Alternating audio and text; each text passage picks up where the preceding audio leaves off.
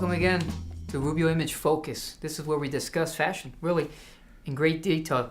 Andre, we left it off at interviews, and we wanted to come back and talk about pattern mixing. My first client, as a matter of fact, hired me because he was going out on his own. He was going to be a consultant, and he went shopping, and he bought all these different colored ties and shirts and patterns. And he said, Angel, I have no clue. I don't know what goes with what, stripes with pinstripes, whether it be a pin dot or some sort of a textured look with a solid color, pink with black. By the way, it's a great combination, pink with black. You ought to try it.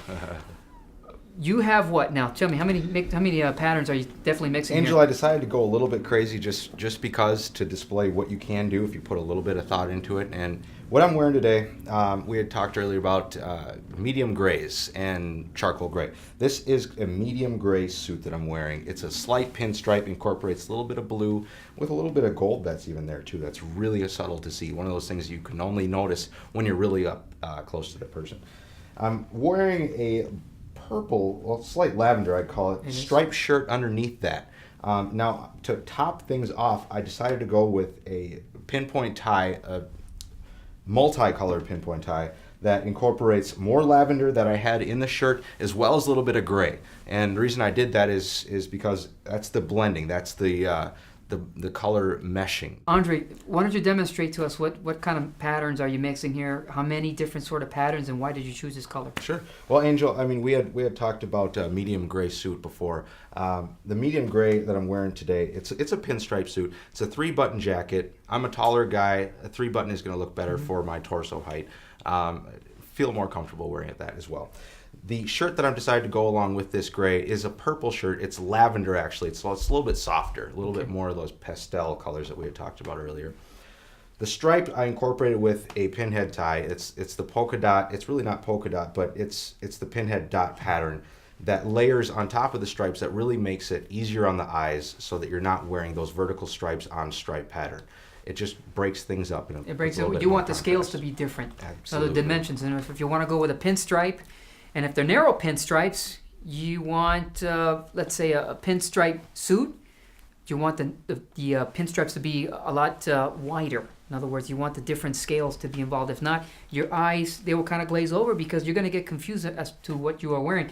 I see that the lavender and really the same hue tie, different shade, but you want to keep it the same. Is there another color maybe you could have introduced that really gone with this lavender? Absolutely, because what I'm doing right now is it all kind of blends. It all works and flows well together. Okay. If I wanted to add a little bit more of a stark contrast to this scenario, this suit does have a little bit of blue in there. So I might add a little bit of pop, all right? Okay. Something a little bit more of pizzazz, something to jazz it up a little bit. Right. So I might get a little bit of a baby blue in there, but still kind of keep it subtle with the pattern. Because at the end of the day, it is a striped suit with a striped shirt. So your tie, you really want to keep that tone down as much as possible. Spread collar, narrow face, the spread collar. It's perfect. It's fashion forward. It's European, and this is the way we're going right now. We can go even wider to a cutaway. It's almost the same name, but at the same time, it is wider. What kind of knot are you demonstrating? This is a double Windsor knot, Angel. It's also very close to the four-in-hand, just a similar knot, different terminology. It takes a little bit longer to tie, but I honestly feel that it lasts a little bit longer throughout the day.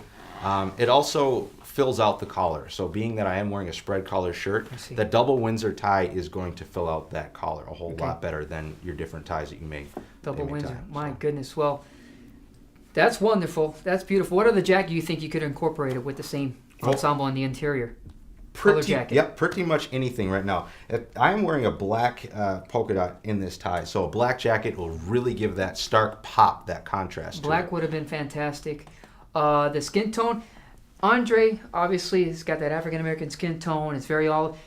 He can wear any color and he can get away with it. If you put a little bit of thought into what you're wearing, for the reason you're going to be putting those outfits together, if with a darker complexion, you can really get away with anything. It's really those lighter collared and the lighter collared. I'm sorry, I should say, that tends to wash out lighter complected guys. So a white shirt would actually enhance his face, believe it or not. It would bring more of a brilliance to his countenance right up here, and that's what a white shirt does to someone who's very dark-skinned or someone who's very olive-skinned like myself, being with the Hispanic background.